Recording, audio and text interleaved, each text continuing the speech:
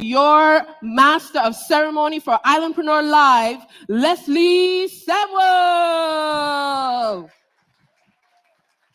Good morning, ladies and gentlemen. All right. It sounds like we're going to get where I want us to go. My name is Leslie Samuel. I came in all the way from Florida, but born and raised on the beautiful Caribbean island of the most beautiful Caribbean island of St. Martin. And I have the distinct honor and privilege of being your MC over the next 2 days. Welcome to this beautiful ballroom here at the Simpson Bay Resort and Marina. I am so excited to be here today. I don't know if you can tell that I'm excited, but you will understand my excitement. Now, maybe you are here because you are looking to go from an amazing idea to a profitable business. Or maybe you're here because you want to know a little more about how to get funding from international investors. Maybe you are here because you are looking to figure out how to use digital tools to grow your business. Now, regardless of why you are here, let me tell you something. You are in the right place. Now, you might be wondering, Leslie, how do you know I'm in the right place? Well, let me tell you. Because you're here. And if you are here, you are exactly where you need to be to learn and experience what you need to learn and experience to take your business and your life to the next level. Now, here's what I know about these events. I used to teach physics, like way back in the days, back in 2006, way back. Some of you are like, oh, that young guy. Way back in the days. And there was a concept that we taught that was the first law of thermodynamics. Anybody know what the first law of thermodynamics says? Okay, I see some yeses, I see some nos, but the first law of thermodynamics states that in an isolated system, energy cannot be created or destroyed. Instead, it is transferred. I need everybody to say transferred. No, come on. Y'all don't know how I do things. It's okay. I accept it for now because you don't fully know me yet. But we'll get there. Everybody say transferred. Everybody say transferred. Okay, do it the way I do it, okay? We'll try this. Everyone say transferred. Okay, that was good. Now everyone say transferred. I didn't do it that loud yet. Calm down. Now everybody say transferred. Woo, I feel the energy transfer. So what does this mean? Why am I telling you about this physics principle, the first law of thermodynamics? Here's why I'm telling you this. Because I know that we're here in an isolated system. And I know that if I bring energy, that energy is going to be woo! And if you bring energy, that energy is going to be to the speakers, and the speakers bring energy, that energy is going to be to you. Now, okay, so some of you are looking at me like, what he's saying might be true. So we're going to put it to the test. I'm a scientist, so I like to experiment. We're going to experiment with this a little bit. Here's what I'm going to do. I want to see if this energy transfer thing really works. Okay, how are we going to do this? Okay, this is what I'm going to do. I'm going to introduce a speaker just as a test, just as an experiment. And I want to see if the energy gets transferred from you to me. We'll see how this works. All right. I think this is going to be good. All right. I think this is going to work. All right. Let's try it out. Okay. I hope it's going to work. Okay. Ladies and gentlemen, please join me in welcoming to the stage your next speaker, Leslie Samuel.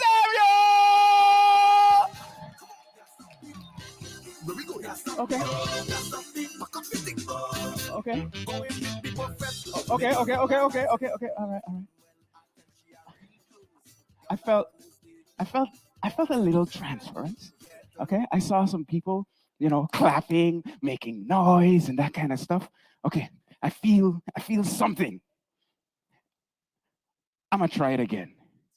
Because I listen, I love energy, and I wanna. You noticed? Okay, all right. We're gonna. I think this time it's gonna be even more energy. Let me try it again. Let me try. Okay. All right. They're not gonna embarrass me. They're gonna do it. It's gonna be good. Woo! All right. Ladies and gentlemen, please join me in welcoming to the stage your next speaker, Leslie Samuel.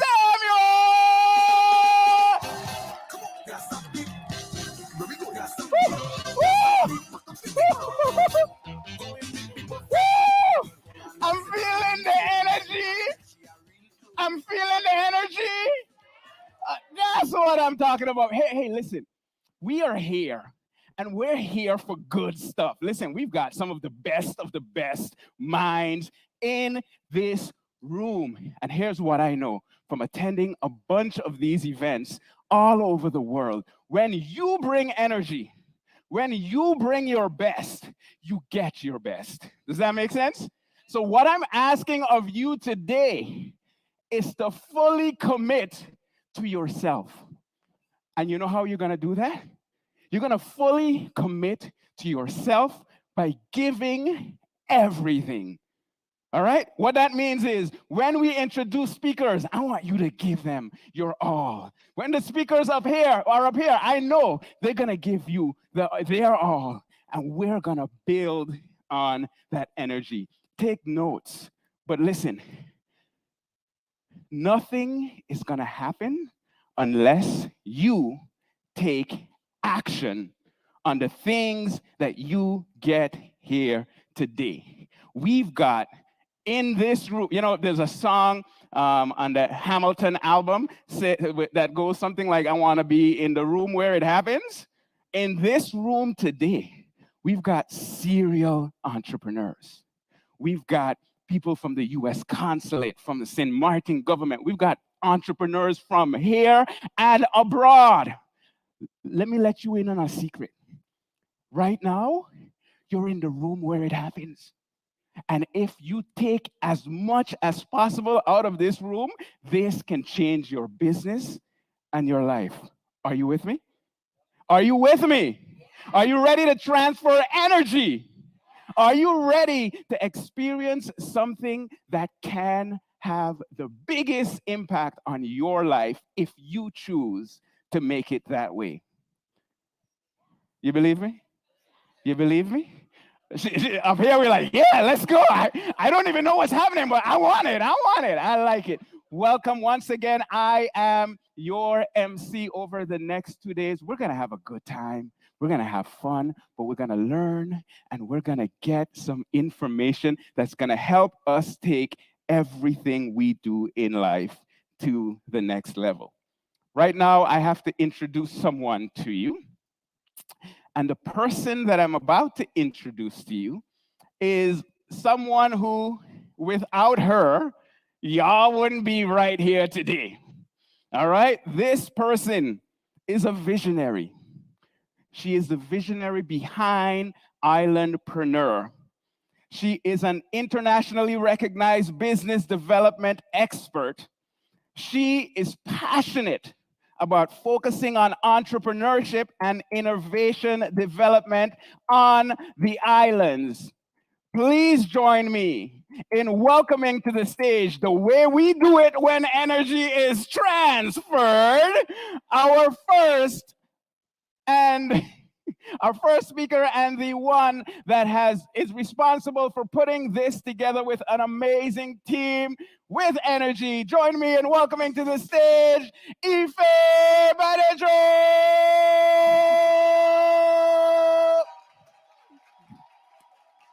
Good morning, good morning, good morning. Y'all look good. Oh, no energy transfer for me? Y'all look real good. Welcome to the 4th annual Islandpreneur live event. I am super excited to be here with you. Can you give it up for Leslie Samuel? Isn't he doing an amazing job already? I'm the visionary behind of this, yes, and executive producer of all things Islandpreneur, but there is a host of people, a huge team that has made this such a success. And I'm going to tell you a little bit more about them in a second. But before, my mom gives me licks. For the people who don't understand what that means in island terms, that's a beating. Normally with a belt, or anything, a shoe, a slipper. Yeah. So my mom is now in Aruba. Shout out to my mom. My dad is viewing somewhere. Shout out to them, my parents. But I grew up in a home that was all about protocols. I have to make sure that I do this correctly. Prime Minister of St. Maarten, Honorable Silveria Jacobs, thank you so much for being here. Minister of Finance, Ardwell, Irion. Chief of Mission, Margy Bond from the U.S. Consulate to the Dutch Caribbean. Our guest speakers, Christy Brown, Jeff Johnson, Shyla Burney, also David Levy Maduro, Raquel Wong, Vincentia Rosen Sandiford, members of Parliament, council members of our government, ministers, our partners. I see Telem is in the house, BIP is in the house, Central Bank is also in the house, Ministry of Finance is in the house, Port of St. Maarten. To all of you that are here, also, of course, Kristen Lundberg, who's a huge support to Islandpreneur, to our faith-based leaders, distinguished guests, members of media, ladies and gentlemen in the house and streaming online, welcome.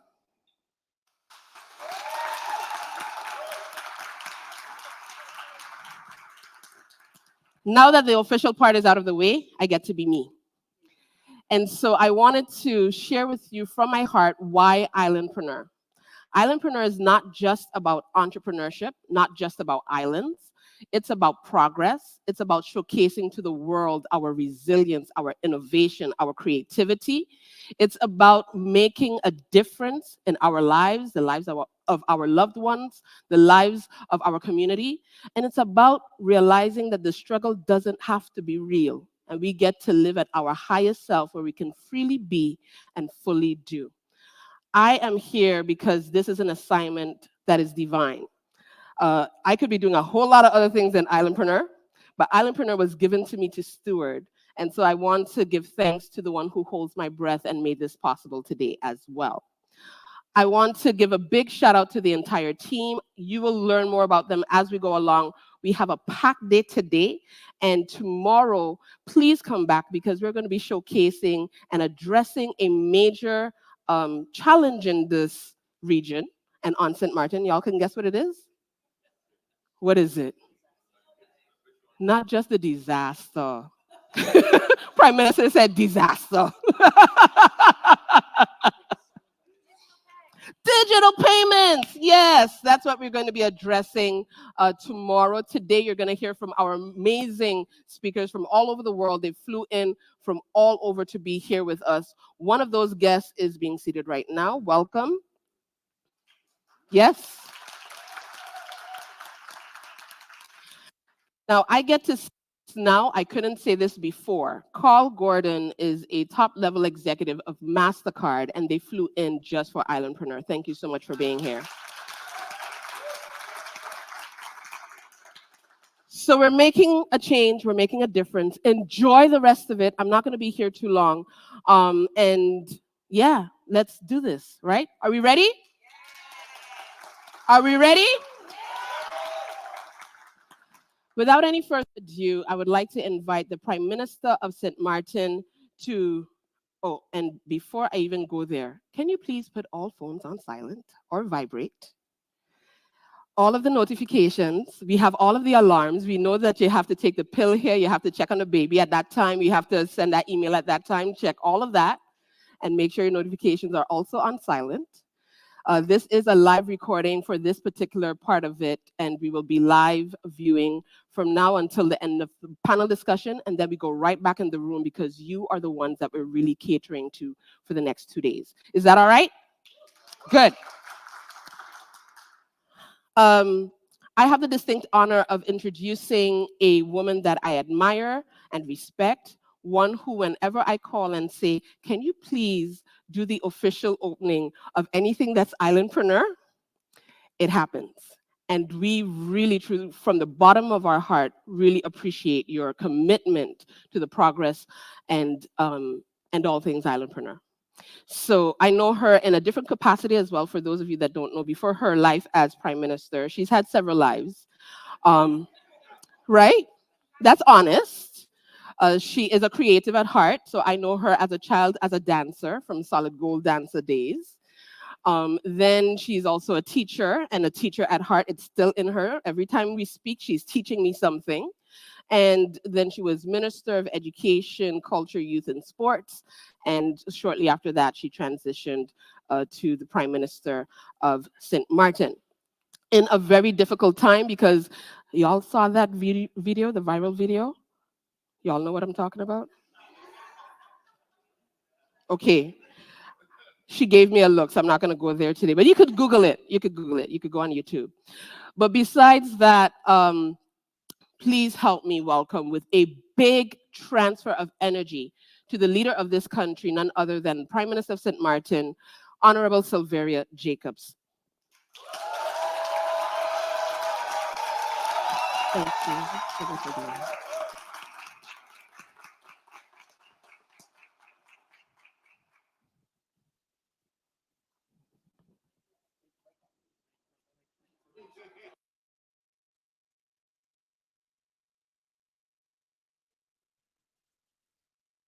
I did not cheat you.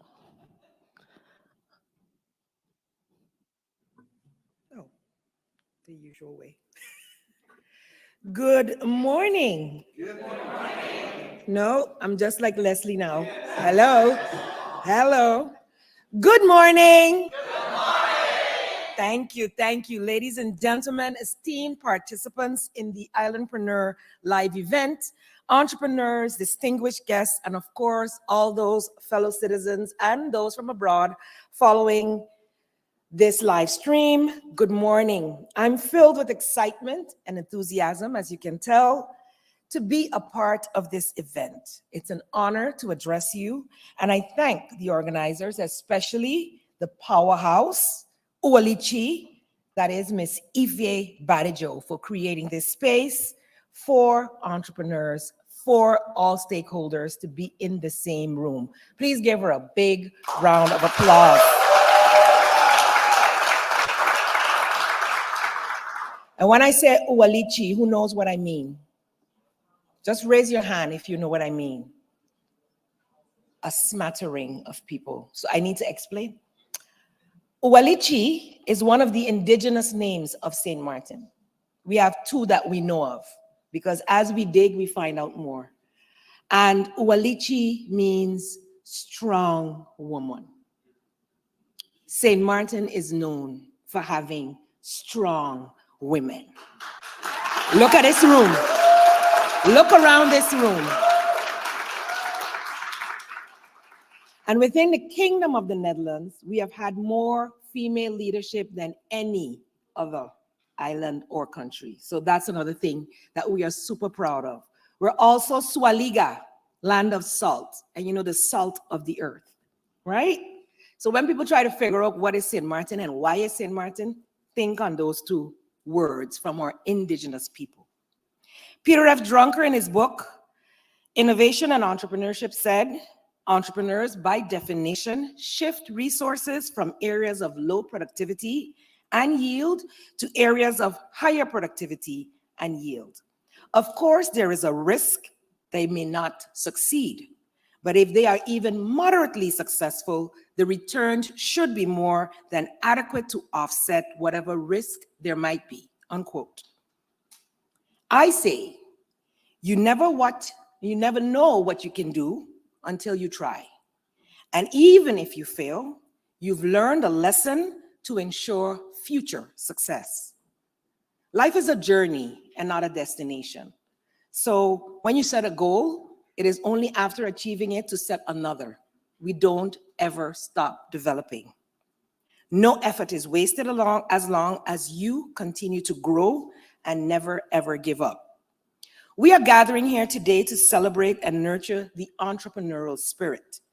This year's Islandpreneur Live event promises to inspire and equip our entrepreneurs to take their businesses to the next level.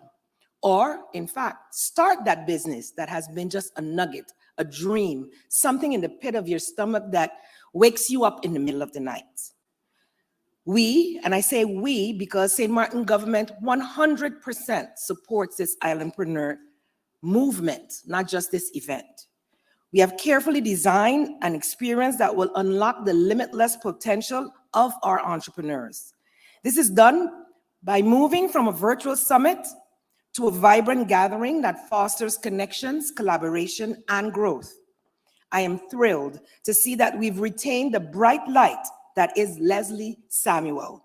Last year, he threw me back in my seat. I didn't want to leave, but again, here I am today and I have to leave again. But he is a son of the soil.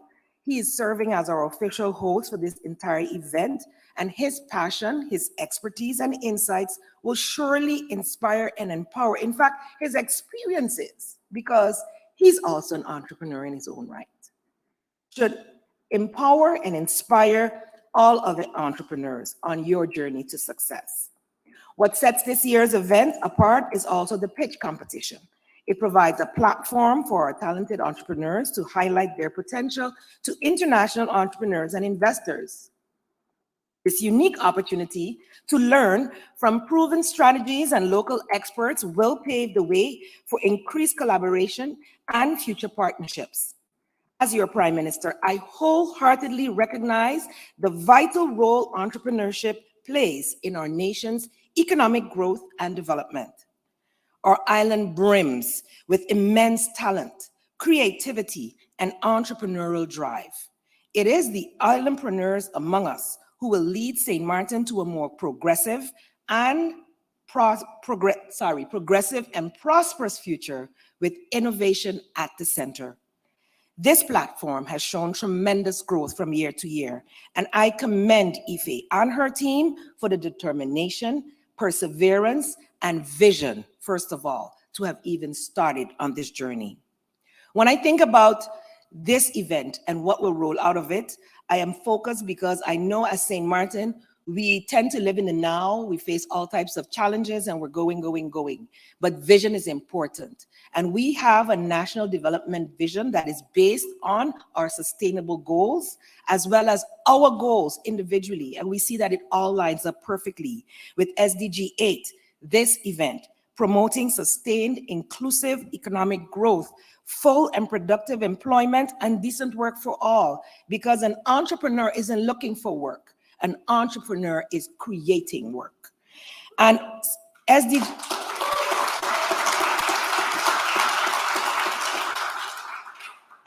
11, Sustainable Cities and Communities, requires government to provide opportunities to participate in making sure everyone has a stake in growing our economy. And that is what we are doing.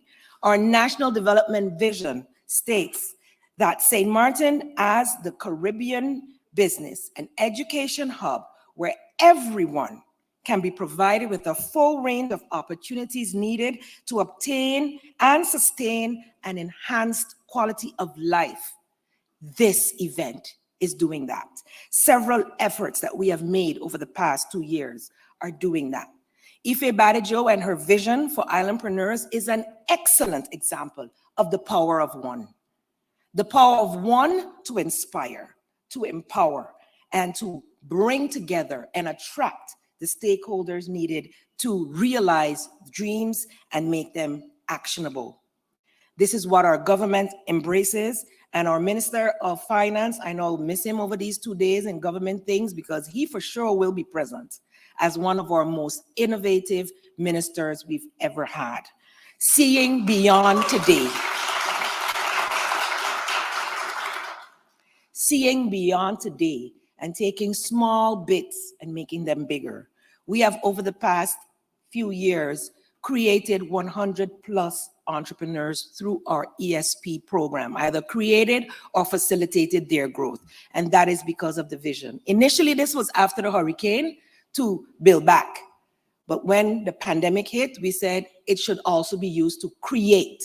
And so we expanded the opportunities for new entrepreneurs to be able to receive that grant, which would be 65% grant, 35% loan. I mean, which bank gonna give you that?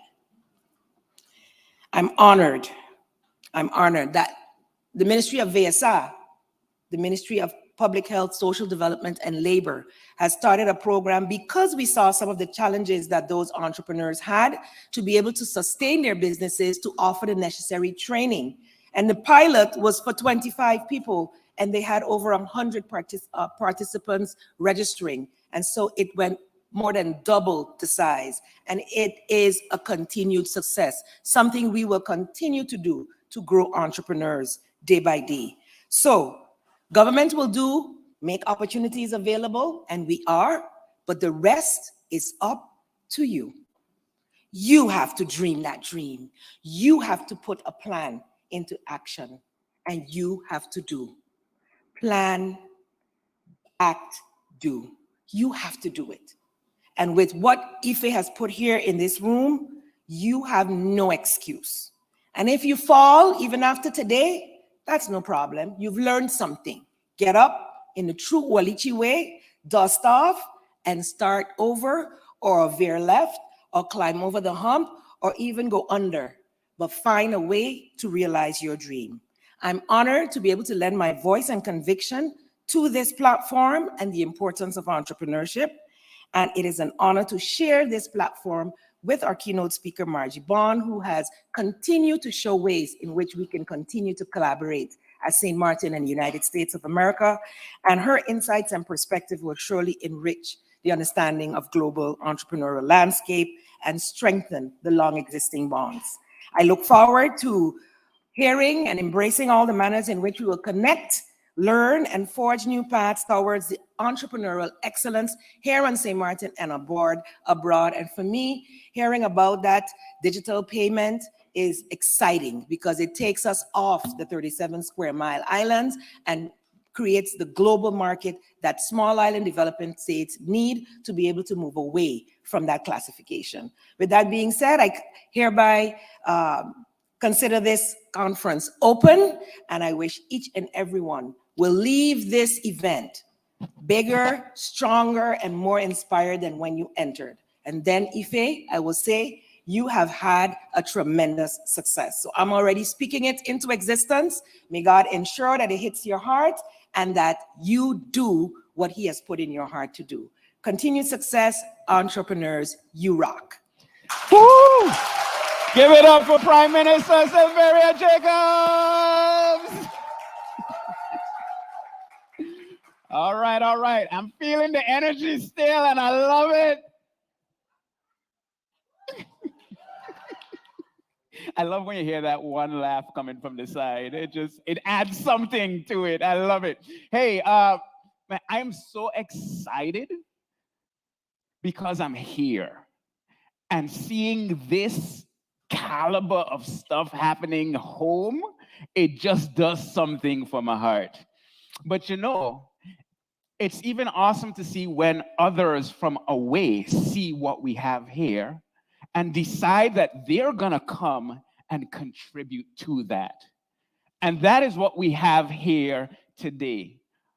Our keynote speaker right now that I'm about to introduce is the Chief of Mission from the US Consulate.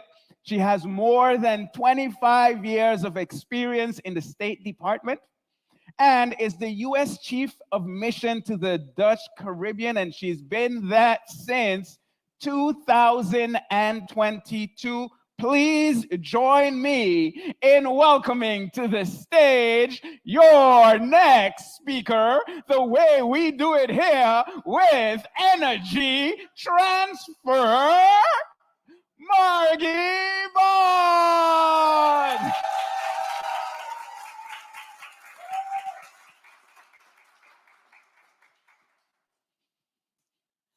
Good morning, and thank you so much. Before I get started, I just want to say I want to know what Leslie ate for breakfast because I want to eat that too. But thank you all so much. Good morning, Prime Minister Jacobs. Thank you so much for the warm welcome. Greetings to Minister Irion. Thank you to Ife Badejo, and just good morning to everybody here today. I'm so excited to be here. So as the Consul General at the U.S. Consulate in Curacao, I have the privilege, and it is a privilege, of covering all 6 islands of the Dutch Caribbean. As I've traveled to these islands, I've been consistently impressed by the drive and power of entrepreneurs, people like you who are always pushing boundaries, working intense hours, facing challenge after challenge, constantly evolving and never quitting. You are the fuel for the engine of change, and it is an honor to be with you all today. Congratulations. I'm so excited to be part of these discussions and enjoy the connections and discussions that we're going to have today with Islandpreneur Live, and these are going to help propel St. Maarten to a stronger and more prosperous future. Many of you might be wondering, why is the Consul General at this conference? For many, the U.S. Consulate seems like a faraway place, a place for visas and passports with little connection to what is happening on St. Maarten. I'm here to dispel that myth and tell you more about our work here. The United States is deeply committed to working with regional partners to increase economic growth, strengthen security, and create a more democratic and fair future for all. At the Consulate, that means that in addition to important consular services, we engage regularly with contacts across all the islands to find out where and how we can bolster economic growth. That might be through commercial advocacy to encourage U.S. investment by businesses. It might be bringing technical expertise to policy forums. It's also by identifying incredible young entrepreneurs and offering programs to help them achieve their goals. More on that a little later. We know that economic strength leads not just to security and prosperity, but also creates an environment where freedom and human rights can flourish. You might be thinking now, okay, I see why the US might be interested in supporting entrepreneurs, but what does diplomacy have to do with running a business? Well, in my almost 30 years, I think it's 28, and I'm almost 30 years as a diplomat, I've seen directly how diplomacy offers several useful lessons for entrepreneurs, starting off with the importance of strong relationships. In my work, I know we cannot go it alone. We need our allies, our global alliances, and our friends to stand with us. Sometimes it's easy to ask for help from those like-minded people who we trust. Your go-to partners who you have relied on again and again, and who rely on you in equal measure. But often, building a coalition for action requires risk-taking, as the Prime Minister mentioned. It requires strength to reach out to those who might not agree with you or who might not like you. Building trust with new partners takes time, it takes humility, a willingness to fail, and sometimes your disagreements prevent forward momentum, and you have to work hard to move past them. Learning how to navigate, leverage, and grow relationships forms the backbone of diplomatic efforts, and it's also the lifeblood of entrepreneurship. We are all here today to grow our network and expand our areas of expertise. The second lesson of diplomacy is understanding your limitations and strategizing how to move past them. Successful diplomacy, especially today in our difficult budgetary environments, means leveraging resources and expertise from other sectors. When resources are limited, We think beyond our own institutions and beyond our own government to tap into the abilities of others. We regularly look to expertise and ideas from the academic world and civil society and build successful public-private partnerships to get the job done. The final lesson I think diplomacy offers entrepreneurs is the importance and power of diversity. President Biden and his administration have made clear that diversity makes us stronger, smarter, and more creative. My job as a diplomat and as chief of mission in the Dutch Caribbean is to look around the table and make sure that there are seats for everyone. Because as a diplomat, I can't have a complete picture of a challenge or an opportunity without the wider perspective. So I'd like to briefly share a few examples about how these three principles, strong relationships, understanding limitations, and harnessing the power of diversity, are true guidelines for our work at the Consulate. Relationships. At the Consulate, we have a program called the Young Leaders of the Americas Initiative, YLAI. That program is focused on building a strong network of young business leaders in the hemisphere, eager to create change in their communities and strengthen their businesses. We invite talented entrepreneurs to apply for this program, and those who are selected travel to the United States for a 6-week business exchange. There, they engage with hundreds of other entrepreneurs from across the region and work with an American business to gain new skills to bring back to their own enterprises. Second, understanding limitations. Since I arrived, my team and I have heard how digital pay issues are locking micro, small, and medium enterprises out of the global economy and preventing them from scaling up their businesses. While we have policy expertise and understand the regulatory frameworks that hinder innovation, we lack the experience in the Consulate in the fintech world to push for solutions. So what did we do? We recognized our limitations and we went back to the drawing board to see who we might tap to assist us. After brainstorming, we created a partnership with Stanford University and a team of 4 students from Stanford, inspired by our problem pitch done by Ife and Kristen. They have been working for 5 months with us to develop a solution. We are excited for them to present their demo tomorrow and get your feedback. And we are confident that their innovative approach will inspire others and help move that conversation forward. And third, the power of diversity. Look around you. Everyone here has a unique perspective to offer. We have people here from banking, from tech, payment systems, small businesses, hospitality, government, academia, and more. The U.S. Consulate believes that creating spaces, bringing people together, and supporting events like Islandpreneur Live is the most effective way to bring change to the region. And make no mistake, change is here and more change is coming. I often get asked by friends and colleagues, how would you describe the islands? And my response is always the same.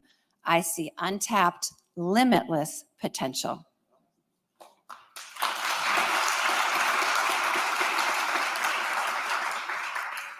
So coming together for this conference is a way to further that potential.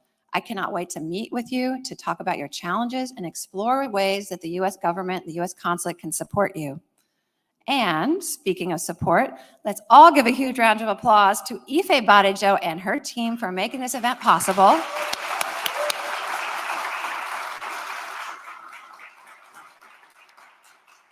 I think I speak for all of us when I say that Ife is an inspiration. We believe in her, and that is why the U.S. Consulate nominated her to take part in our International Voluntary Leadership Program, IVLP. Ife, please accept the certificate. Please come on up first and accept a certificate in your honor for your participation. Please come on up, Ife.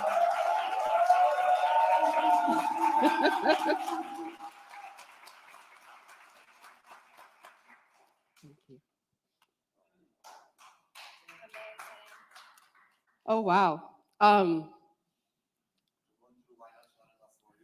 I know, right? So I'm going to try and do this without crying.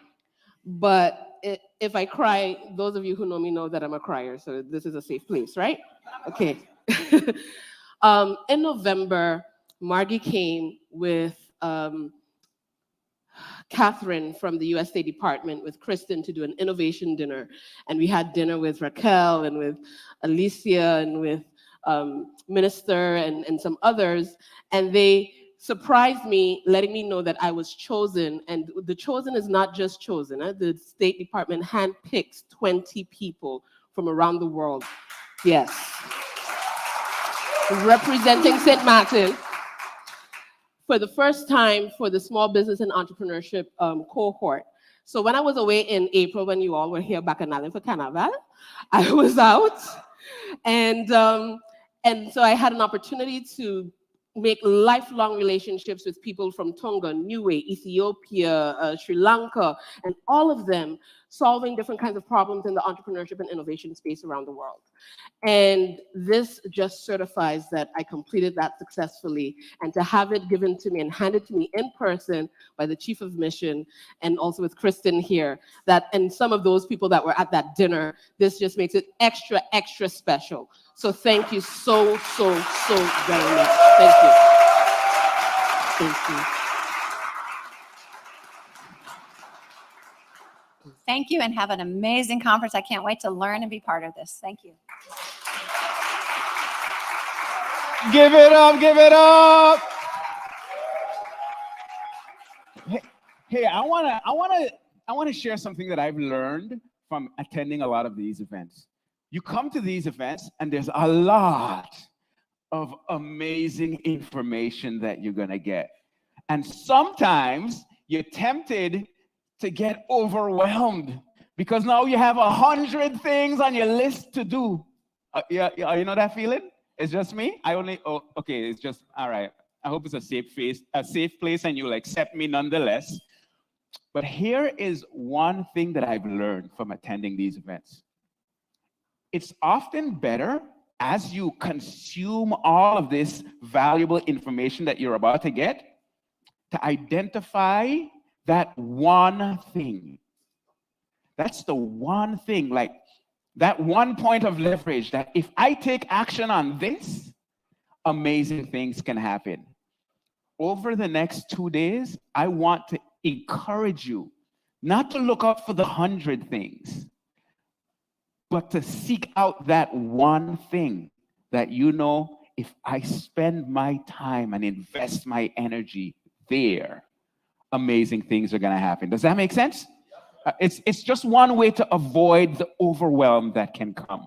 Now, what we're about to have is a panel discussion on islands, digital and global. The topic is a balanced perspective on increasing economic growth by being digital and global, the opportunities and the challenges.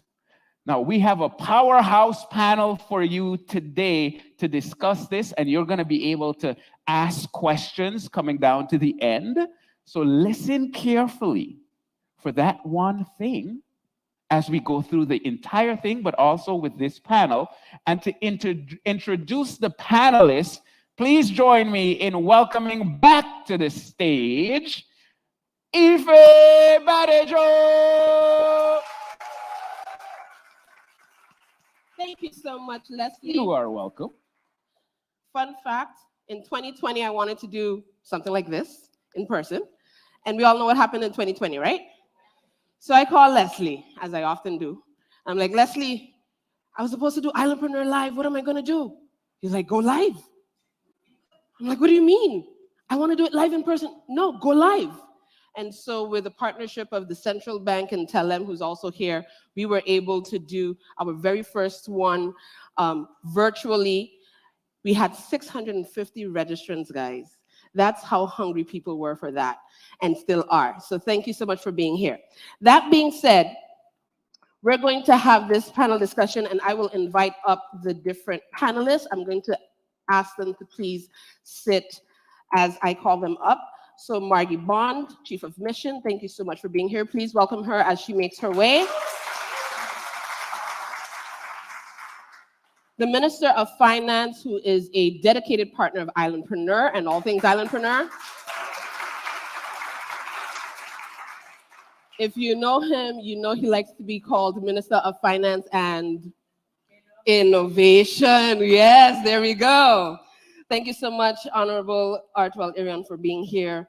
Also, Raquel Lofo Wong from the Central Bank of Curacao and St. Maarten. Please have a seat here. And Christy Brown, all the way from Atlanta. Thank you so much for being here. I'm just going to grab a seat really quickly if someone can assist me so I don't have to be standing while you guys are sitting, right? You heard from the U.S. Chief of Mission. Right here's fine. Can we give it up for the team? They're working tirelessly to make sure that this is a seamless experience. And we're streaming online on Telem's page, on Islandpreneur's page, also on YouTube. So you are welcome to share your questions. We'll see it as it pops up. And so I would like for everyone to just briefly introduce themselves. We heard already from the Chief of Mission. So I'll start with the Minister of Finance. Why is Islandpreneur important? Why are you here? Just a brief introduction, and I'll make my way, and then we'll go into the discussion, if that's okay. Good morning, everyone. Morning. Angie's still here. Islandpreneur is important because as an Islandpreneur, we, the MSME area, I consider us the global aspect of that. So we as Islandpreneur, we never had a name before until you brought it up, right? So we always consider ourselves micro, small, medium businesses, but now we have a global name that encompasses all of those items. And even on my way here driving, I was thinking about even tomorrow, and I was happy to see that we are in our 4th year, but actually entrepreneurs do this all year round. If it does all year round, this isn't something that she started for popularity. Since I was in college, Ife was all about entrepreneurs.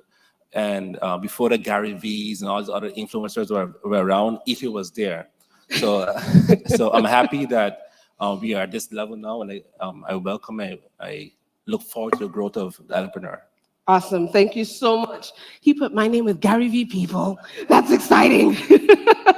Raquel Wong from the Central Bank. Central Bank was also right there at the very beginning. Thank you so much for being a dedicated partner. Why is Islandpreneur important? The reason why we support Islandpreneur is I think the main reason why we do it is that we see that financial education, understanding what is happening on the island, growth, making sure that there are opportunities for others, that it's wider than the standard industries that are out there. And when Eve and I first connected or reconnected, when I reached out to her and said, hey, we want to do Global Entrepreneurship Week. Can you please help me put that together? That is where we actually started our relationship and continued into Islandpreneur and making sure that there is space for everyone at the table.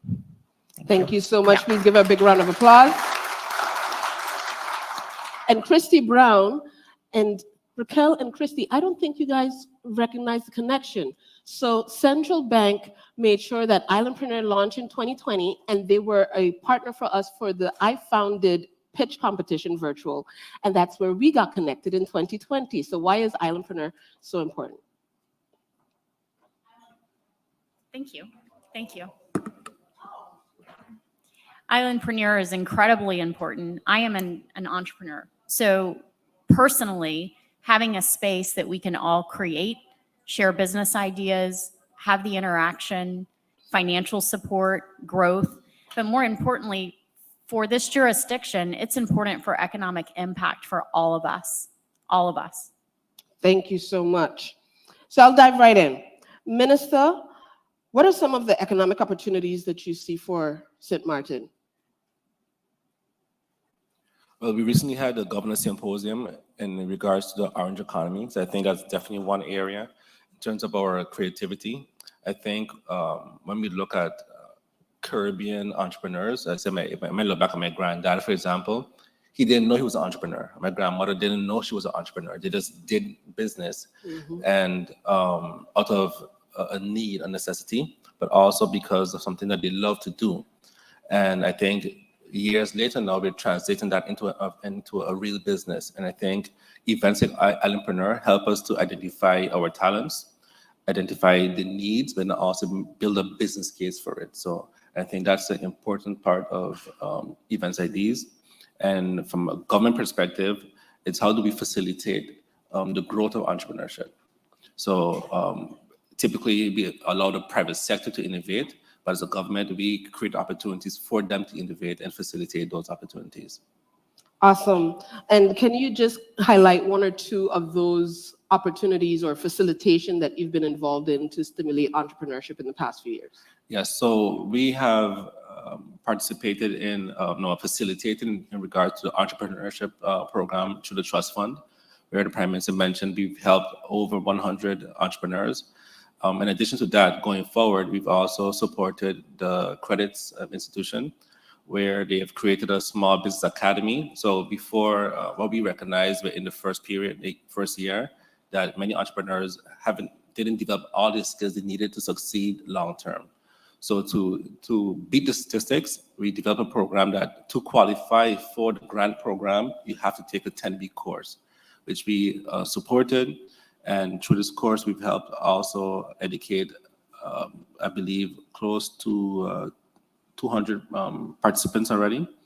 In addition to that, during the pandemic, when you also saw you need to go virtual, we as a government decided, okay, we have all these persons at home. We don't want to sit idle. What are we going to do to continue to empower our people?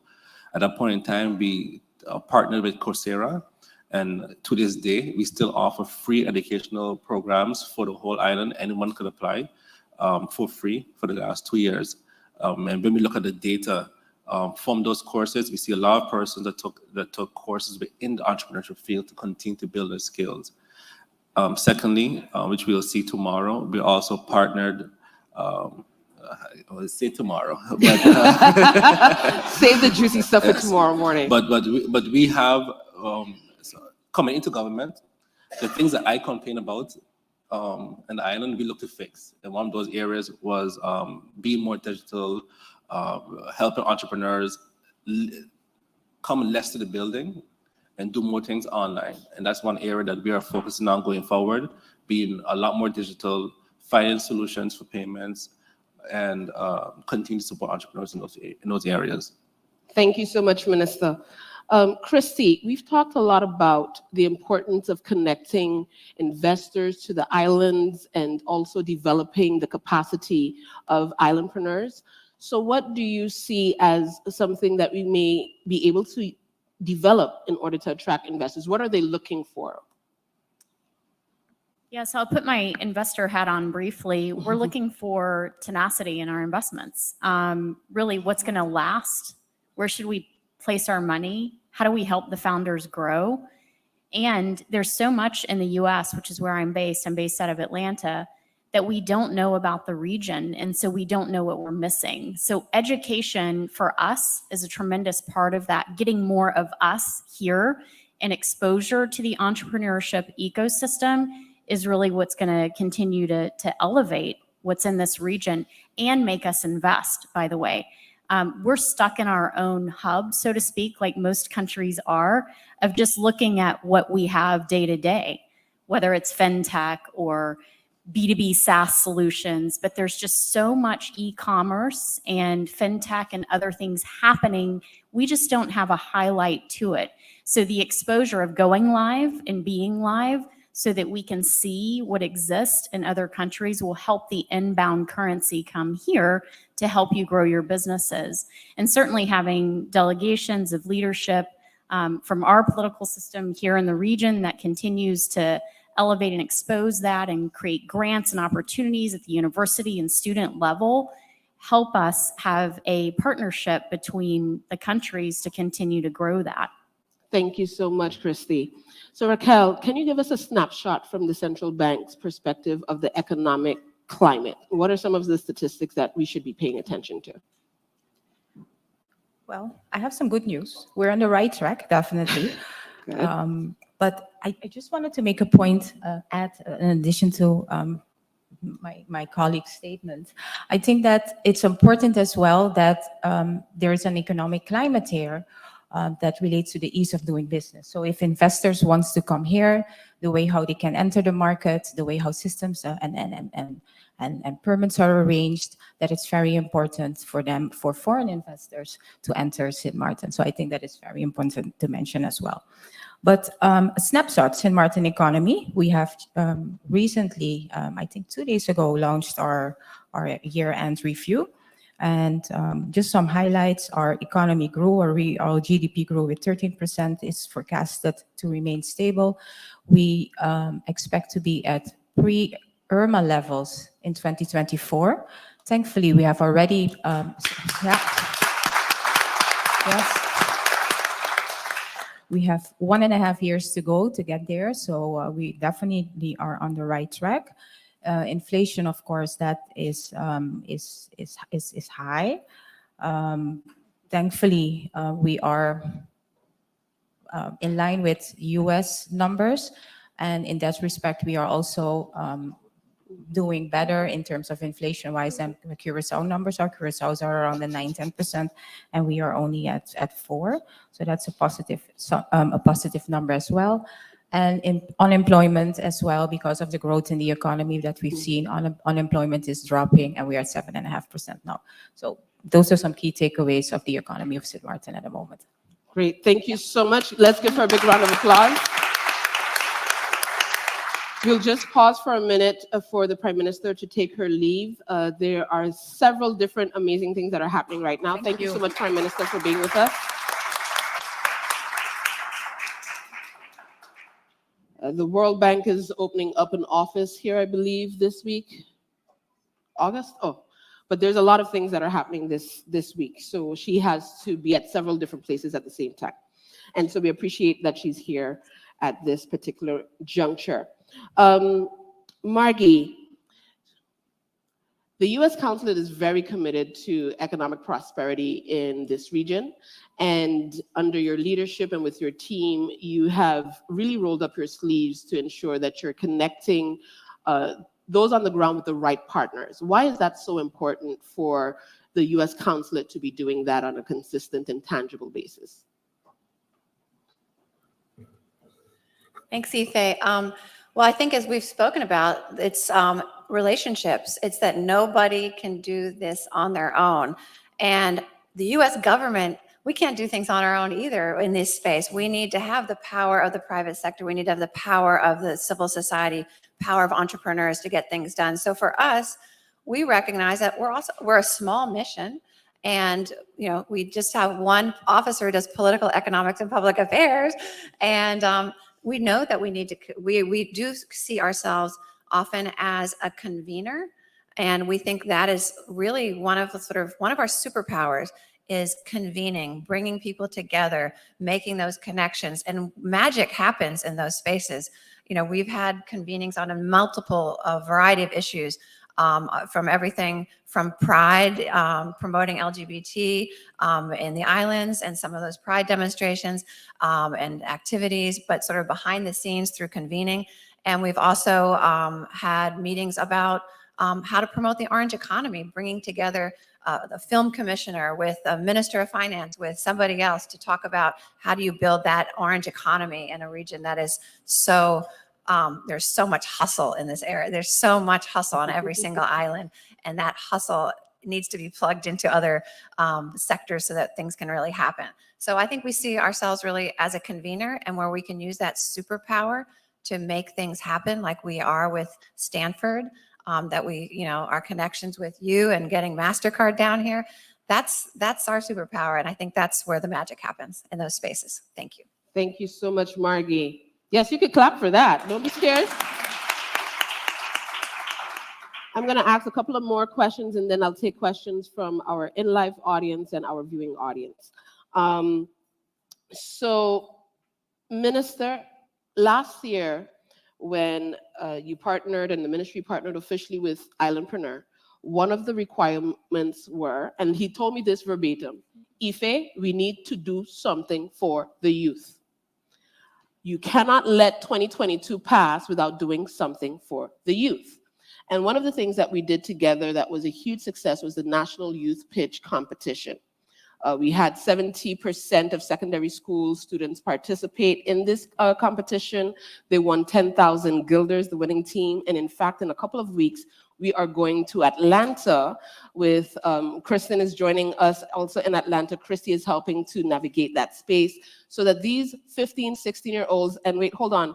Am I seeing one of the winners in the back there? Isaiah, is that you? Can you please stand? Isaiah Peterson.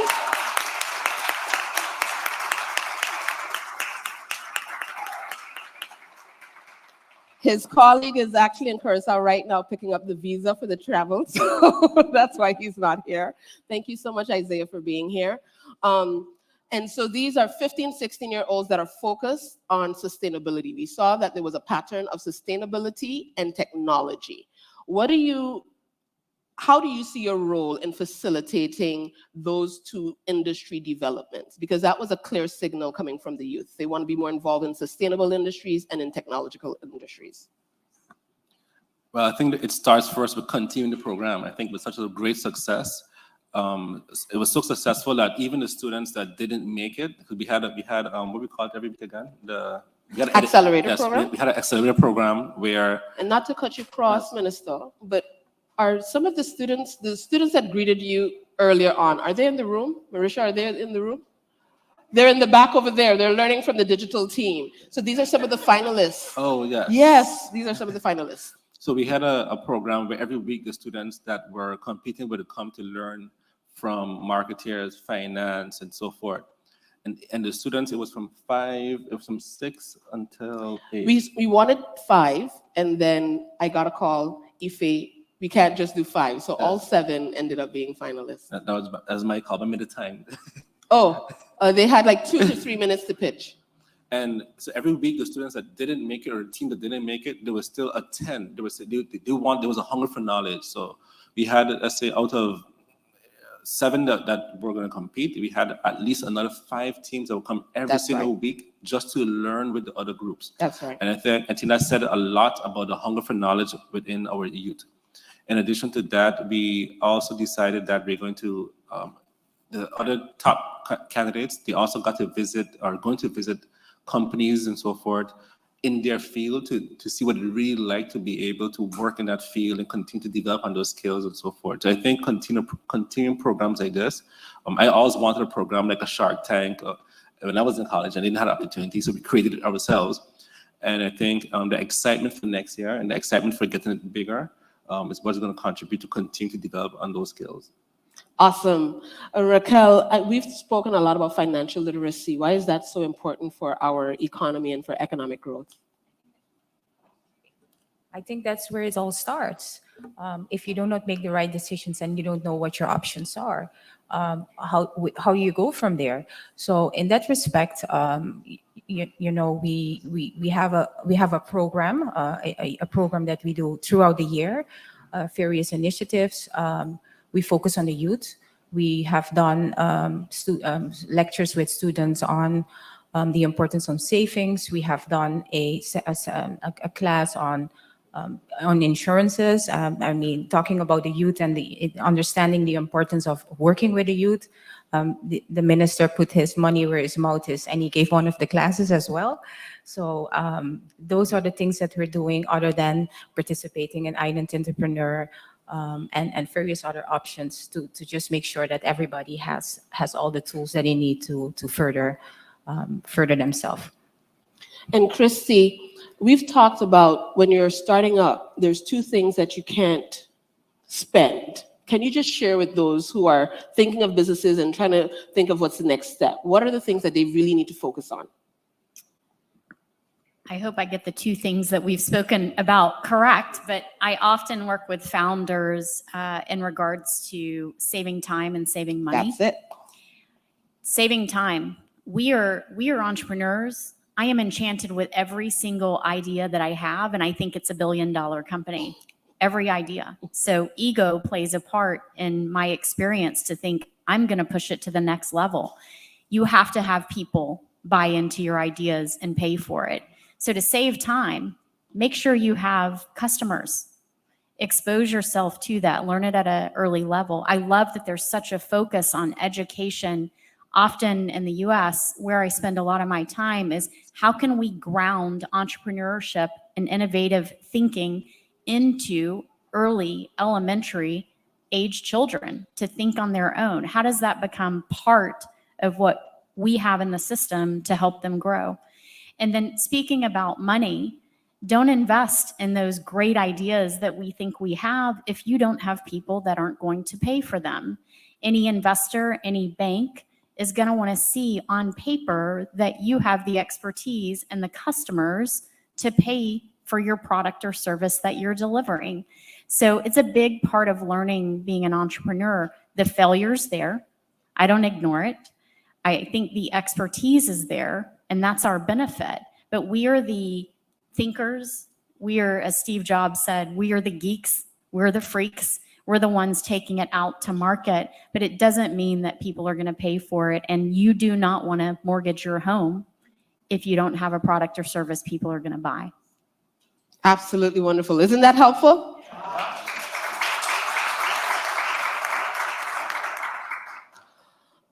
So Minister, talking about financial literacy, talking about saving time and saving money, there are some other things that are coming up very soon. So what are some things that the ministry has planned for the rest of the year? For the rest of the year, as I mentioned before, we're going to start back the process of the National Youth Pitch. I think the first way in the region, I believe. In addition to that, I also want to mention what you mentioned earlier on collaboration. As entrepreneurs, we can't do it alone, that's for sure, especially not in the MSME area. And I'm also happy that we were able to collaborate with the central bank on the process of financial literacy through the schools. So, and when we went to, for example, school, we went to Oranje School. We really can't underestimate the knowledge that's already there in terms of the insurance field. They really blew my mind in terms of how much knowledge they already had, and we were able to give back more. And the games that were developed to continue to build on this knowledge. And with all that we've done in the last 3 years in the ministry, we decided we have to take it a step further, and we're establishing a financial literacy week in the month of August. And that will then encompass all the things we've done in the last 3 years and collaborate with all the different partners. And hopefully we could make this maybe go from a week to a month. I think that establishing the Financial Literacy Week, we'll have a dedicated week of focusing on financial literacy, education, programs, taxes, insurance, entrepreneurship, and have all the partners collaborate on pushing it further. Awesome. Thank you so much. Isn't that good news? All right. Margy, you were also part of the National Youth Pitch Competition. You helped to get our students ready just before the finals. And there is a commitment, of course, for this mission trip that we're doing in the summer. What are some of the opportunities that you see, not just in entrepreneurship, but in youth entrepreneurship as we move forward with these kinds of programs? Thank you. Well, first, let me say what an honor it was to be part of that youth pitch competition. I did not know what to expect, and I was here on a visit, and you invited me, and I was blown away by the quality of the pitches, the commitment, also the training that you gave them to be able to pitch, to stand up proudly and strong and speak about something that mattered to them. I think it's not just the ideas they have, but that you are mentoring them how to present and how to believe in themselves. Mm-hmm. So I think the opportunities are limitless. I don't want to even list opportunities, because if I list them, they're leaving out other opportunities, frankly. And why should I do that? It's not up to me. But I do think the opportunities are limitless. Just as I said before, the hustle I see on these islands, the creativity, the innovation, and the fact that I was also really encouraged by the incredible commitment that you mentioned and that we saw at the pitch was to sustainability. And I do think for small island developing states, being part of the solution to climate change, the energy crisis, recycling, waste management, it is exciting for me to see young people on this island saying we want to be part of those solutions. And I do think there's money there too, investing in those solutions. So thanks. Absolutely. Thank you so much. Now, if you have any questions from the audience? Everyone's blown away. Come, Nasha, come. Hi. Yes, please. Hi. And if you can just introduce yourself by saying your name and your organization and then the question, please. Okay. Can everybody hear me? Yes. Okay. Well, my name is Nasha Kahi. I am an entrepreneur on various levels. I'm an engineer, but I also do historical, cultural, and more quality small group driven tours to promote the island and not only the beaches. And I also do engineering work, I do recycling, and I work with special needs persons, small ones as well as adults. That's in a nutshell. And I paint. I'm an artist also. So a lot of stuff. A As true you know- Islandpreneur. Yes, yes, exactly. I'm a bit nervous, so not sure if I'm asking correctly, but I'll just ask it and then you can see what you can do with it. My question would be, if we're talking about opportunities and being part of the solution, our island has a lot of creativity and we have a lot of diversity in people living on the island. And in my belief, I think if we involve the entire community in the solution, it would be a more sustainable solution. And my question would be is how can we integrate the special needs community into the solution, that they are part of the community, working with the community, being self-sustainable, so also being part of the solution and not only having that, like, for example, the government paying for them, but that they can also contribute and explore themselves, because there's a lot of talent in there. It just needs a different way of tapping into their talents. But it's a big part of our community, the special needs, and that for US terms, special needs, as far as my knowledge goes on the islands, is everything which is not considered regular. So that can be wheelchair, Down syndrome, blind, whatever. Yes. So I see Christy pulled her mic close and you want to jump in. Yes, I do so badly. I missed your name. Could you say it again? Thank Nasha. you. Stay there. Nasha. Nasha. Stay. I can tell you're a creative. I love your energy. Leslie, energy. Yeah. Thank you. You're welcome. I'm so delighted that you are working with individuals with special needs. So Yes. let me tell you why my company exists is because of a child with Down syndrome that was in the emergency room. Oh. We created a hospital grade nasal aspirator that helped them go home.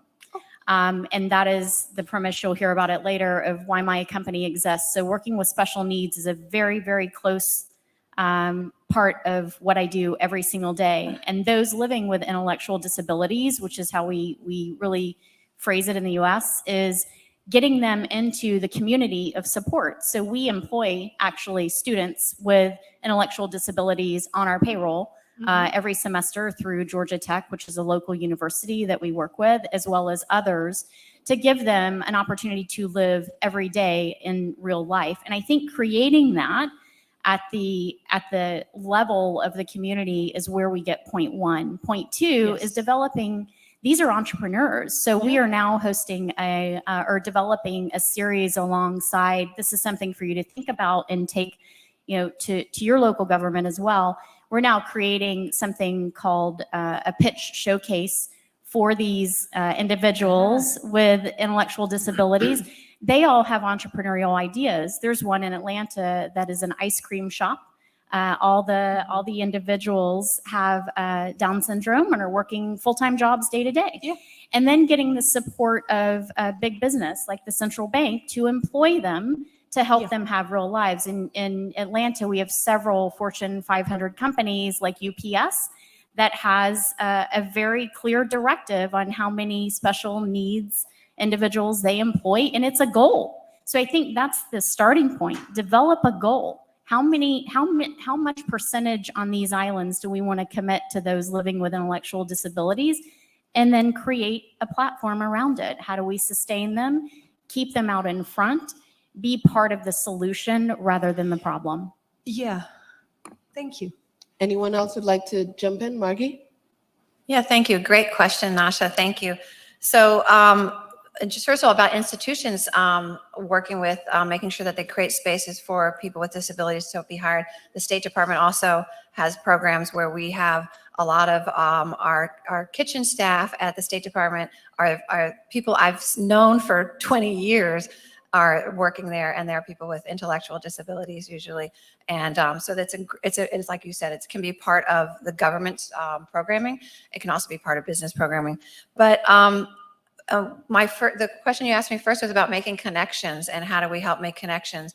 We, as we build connections, one way is through our Young Leaders of the Americas initiative, YLI. We want that program to be inclusive because that program is creating opportunities for young people in the Dutch Caribbean to travel the United States and either partner with a business, like I mentioned, or with civil society organizations or others who can help grow what their ideas so they can go back and serve their community. So we want that program to be inclusive as well. And this year we were really pleased that we had one of our YLI participants, one of our 2 YLI participants was a person with a disability and from Curacao, and his name is Alton Pas.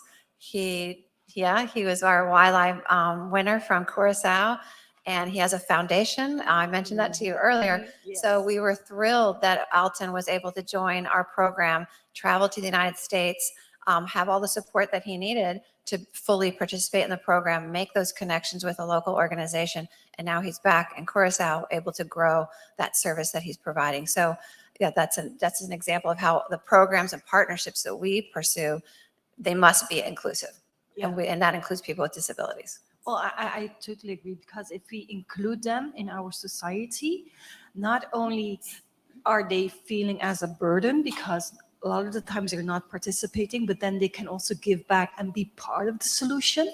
But at the same time, if we have everybody in society, like we have a lot of cultures on this island, which you can see, but if you can also see you have all these people here also with different ways of communicating or being, then we can also have more knowledge as well as understanding that if you see somebody who is not on a regular way of doing, that it's not bad or difficult. You just have to get to know each other. But if you don't see him, you can't know. Thank you so much. Is my mic on? Thank you so much, Nasha. I also know that Minister wanted to jump in and just give a quick remark. No, so I agree with both points given earlier, and I think again collaboration is important. Yeah. For example, when we developed the recent sports park on the beach, we included bocce ball, which I never knew about before, but we partnered and with, I believe, I'm not sure of the entity's name, where we asked them what type of sport would be good for this facility. And they mentioned bocce ball, how important it was. And we had a live demonstration by the person that played the sport to show how it's done. And I believe it's an official Olympic sport within the special needs. So I think continued collaboration and also the importance of it for us as a tourism destination, that we also understand that, hey, the tourists that are coming in also need, like you mentioned, areas for wheelchairs and so forth. So I believe collaboration and being open to understand that this is important for us also. Like the business I also followed on Instagram recently on the Down syndrome ice cream shop, which I thought was very very important for the area, and the business is doing actually pretty good.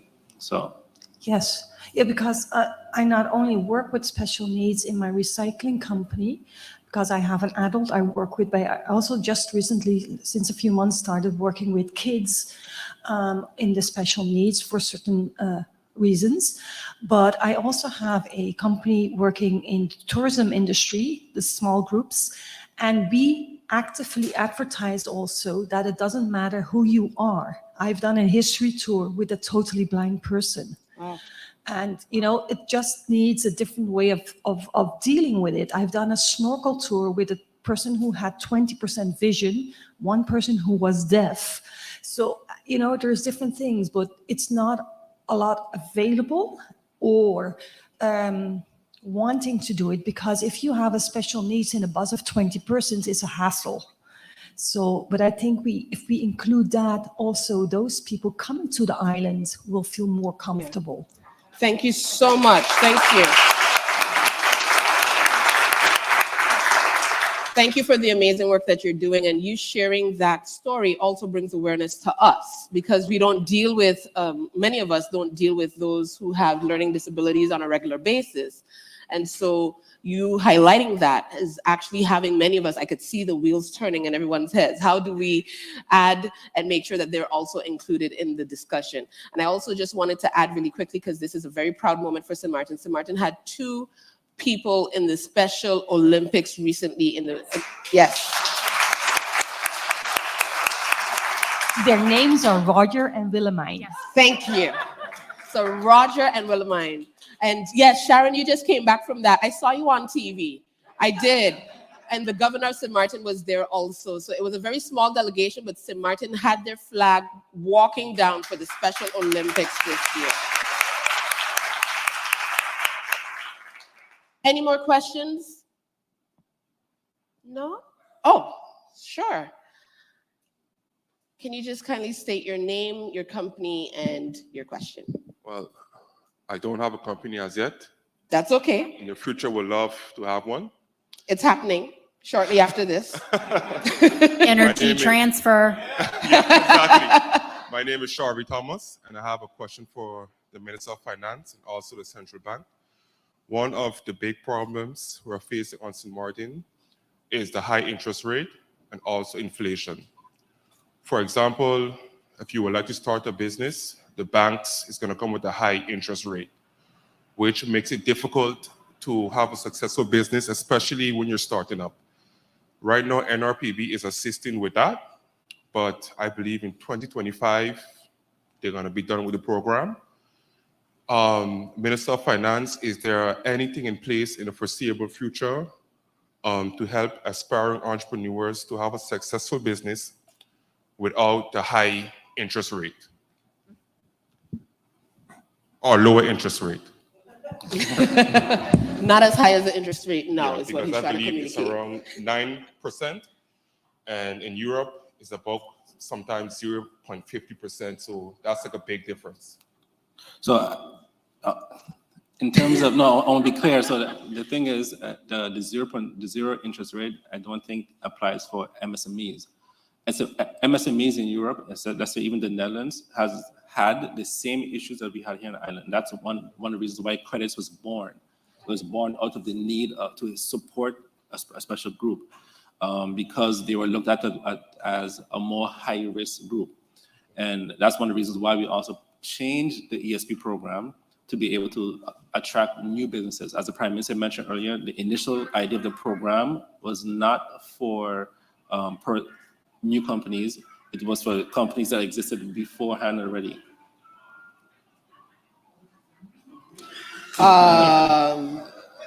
I'm sure we had this conversation.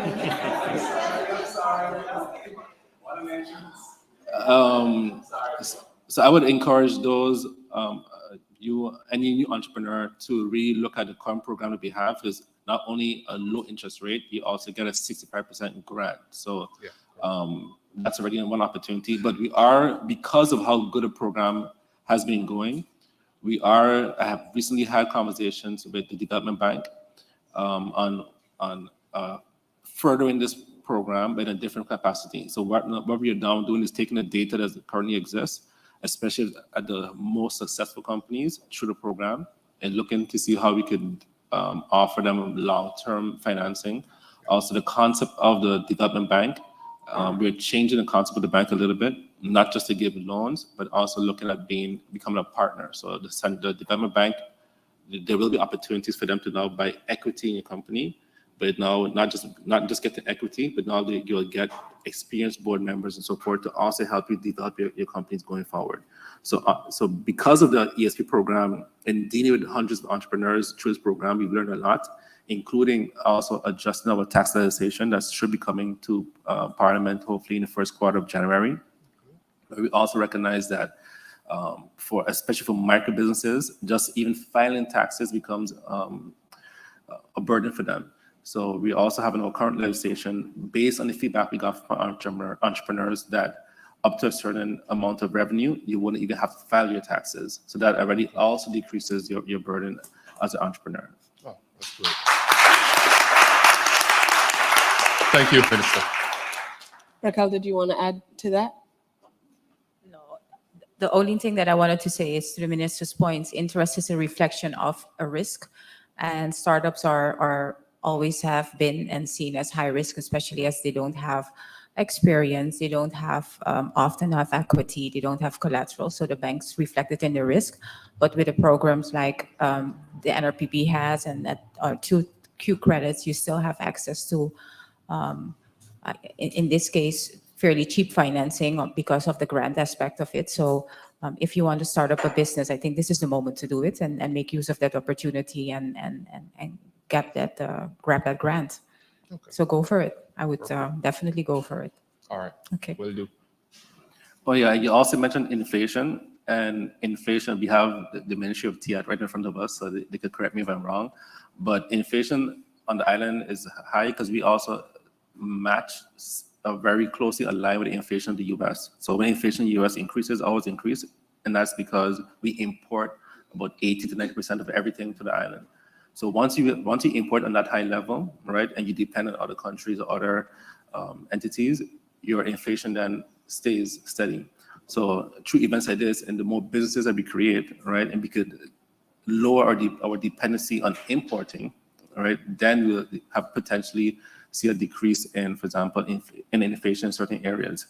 For example, we saw, inflation in eggs at one point in time, where eggs from the US actually were as expensive as the organic special breed eggs, for example. But our local eggs will remain at, let's say, $3, $4, for example. So if we continue to develop businesses that we could locally produce, and that's why also the orange economy is very important, that we could then at least focus on our goods locally, and then of course we'll still be affected by the imports that we get in. Okay. All right. Thank you. Thank you so much. Yes, please give him a round of applause. That being said, I also want to recognize Miguel de Weaver, SG of the Economic Affairs, and TIAT within TIAT, and also Jessica Rogers.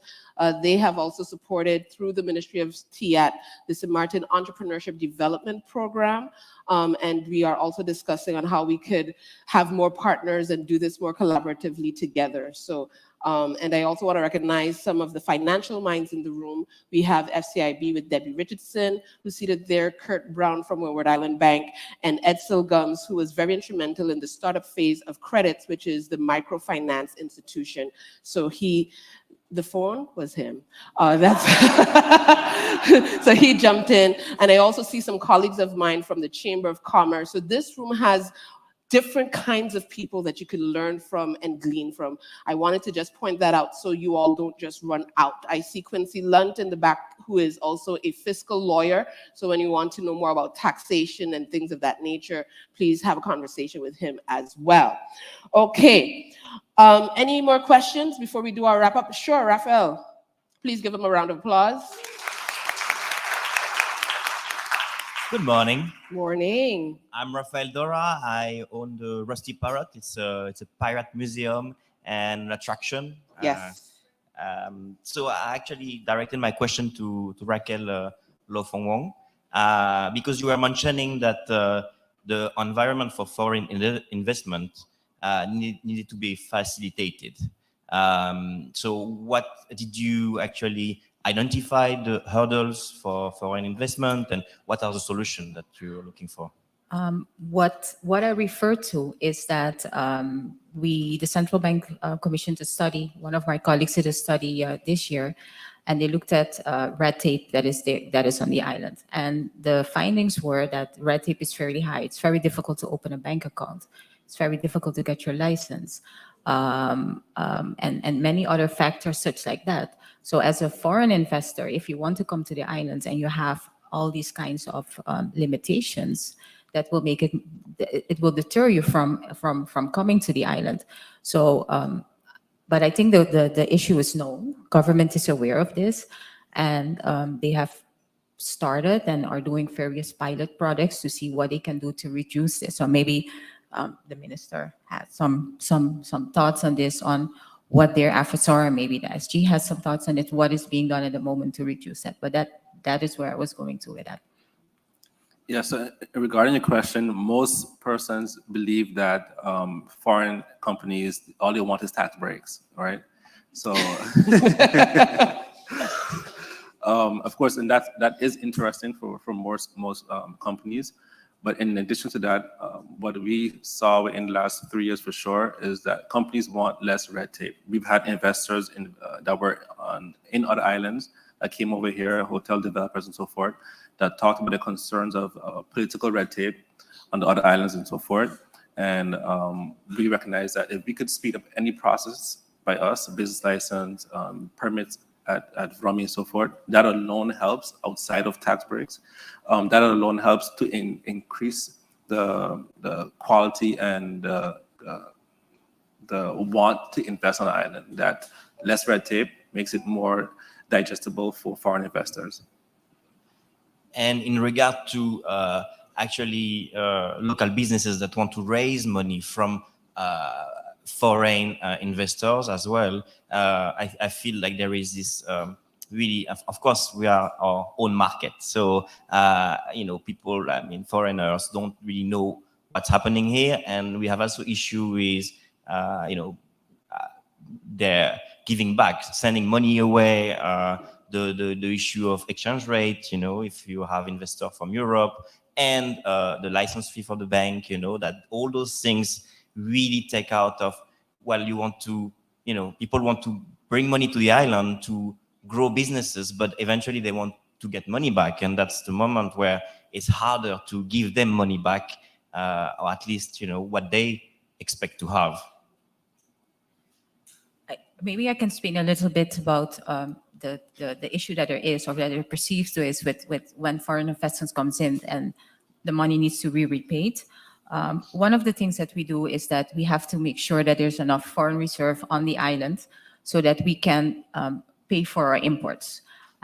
There's I'll spare you, but there's a level that it needs to be, that we need to have at least 3 months of imports. So any money that comes in and any money that goes out, we have to adhere to that level. So if you have a large amount of influxes supplemented also by large amount of outfluxes, we could run a risk that as a country, we cannot support our economy and our imports. So I'm not saying that it cannot be done, and it's definitely happened. There are investors here and they're taking their money out. We're just making sure as the central bank that there is not more outflow than inflow. That is why we have certain controls in place. Yeah. But it's definitely not possible. It's just that for certain amounts you need to get a license. For sure. No, for sure. But the people who bring money here to grow the small businesses, they of course they want their money back. And we are our own environment. So if we are only on a bubble, we cannot survive. We need money in eventually, and they want money back. At one point. Absolutely. But you do generating revenue, it supports the Sint Maarten economy, whereby there is enough funds available to send it back. So it has never been a problem. No. It's only in cases when, like with COVID, when we had so much money going, we had no income. There was no tourism, so there was no money coming into the island. So that is where we had. That's where we were a little bit more strict. But at this moment, it's business as usual. And when the businesses actually, have employees, so this money going into pay the taxes and everything. Course. So eventually, what's coming out is more, a share of the profit or some venture debt, for example. So it's. You're touching on some topics that Shyla is going to dive into later on today. Thank you so much, Raquel. Thank you. Give him a big round of applause. we're coming down to the end of the panel discussion, and so I just wanted to highlight some of the things that was discussed today and then give an opportunity to everyone for about 30 seconds to give their wrap up, their takeaway. Some of the things was that we need to be more inclusive, and that we need to also continue to create opportunities for capacity building and inclusive capacity building, so that includes the different key members of our society. Each one must do their share. That the data that has been collected over the 3 years is now being able to influence policy, regulation, and things of that nature. So that shows the commitment that we need to be more collaborative. One of the things that I wrote down here is grow local, go global. So part of the inflation is everyone has a little plot of land somewhere. You go ahead, you grow your own food, you get your chickens, you get your own eggs, you help to save all your money there. But then you are able to also go global, that there is more of a concerted effort to be more digital and attract global investors, and that global investors really want to know that we are that they're going to get a good return on their investment. I think I covered most of what I could remember. Oh, and the central bank said, good news, we're on track. And that before Irma, and for those of you that don't know, Irma was a Category 5 plus hurricane that had something in the ballpark of $2.06 billion in damages. 95% of both sides of the island was 95% damage or total loss. And so what you see as St. Maarten today is a miracle in and of itself, but that we are on track to go before that level of damage, that's very good news in under 10 years. I think that deserves a big round of applause.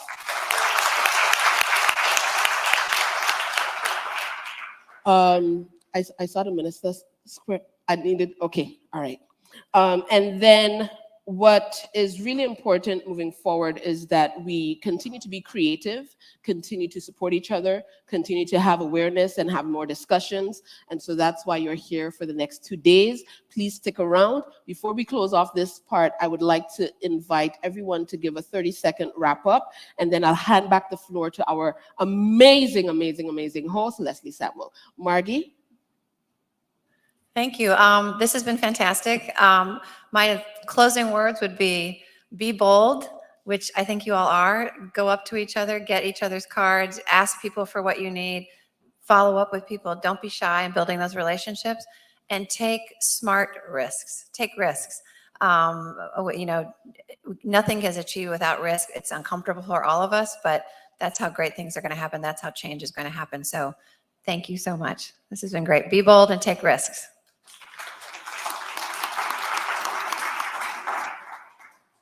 As a government, I believe we shouldn't just participate, but we should play an active role in events like this. An active role means that we take the criticism, the idea, the pain points, and so forth, and translate that into actual actions.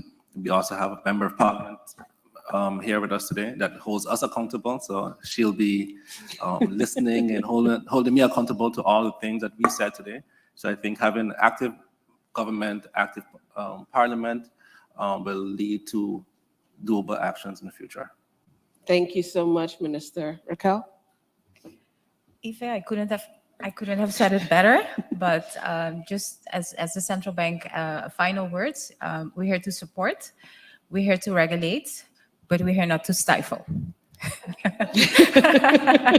I see Mr. Maduro already. With that being said, I'm also here to learn. So I'm looking forward to learning from you all in the coming 2 days. Thank you. Thank you, Raquel. Christy? Yeah, I think what strikes me is you could have this conversation at any place in the world, and it's the exact same comments of inflation, of where do we get money? How do we do this better from a small business perspective? And just the unification. We are all exactly the same everywhere in the world. Thank you very, very, very much. So that ends our panel discussion. Thank you all for listening, participating. To our streaming audience, thank you.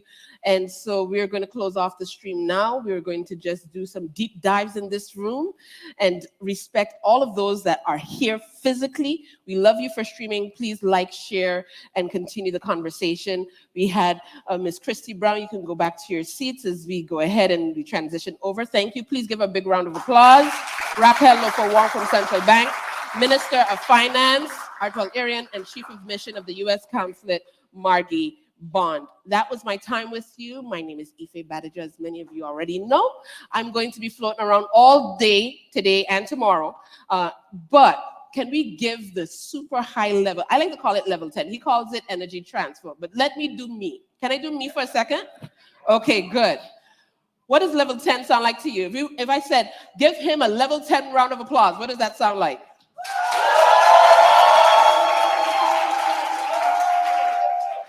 That's like an 8.5. It's a good try. It was all right. It was, yeah. It's a good try, but it was an 8.5. I'm looking for the 10. Yeah? So, can you please give a level 10 round of applause for none other than your MC extraordinaire, Leslie Samuel? Yeah! That was level 10. I love it. Oh, man. Are you enjoying yourself so far? No? Okay, cool. All right, Ife, let's wrap this up. All right, guys, this was great. Thank you so much. Are you enjoying yourselves?